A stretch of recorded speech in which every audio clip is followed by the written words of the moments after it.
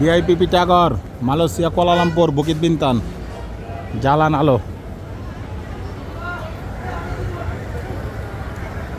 রাতের খাওয়া দাওয়ার উদ্দেশ্যে প্রবেশ করতেছি ভিআইপি পিটাগর। 1 জানুয়ারি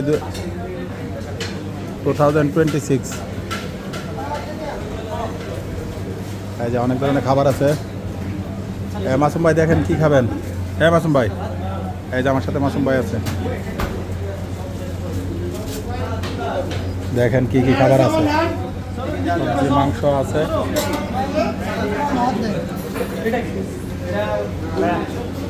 ভিতরে প্রবেশ করতেছি। ভিতরে আমরা এখন বুকিত বিনতান আছি। ভাই ভালো আছেন?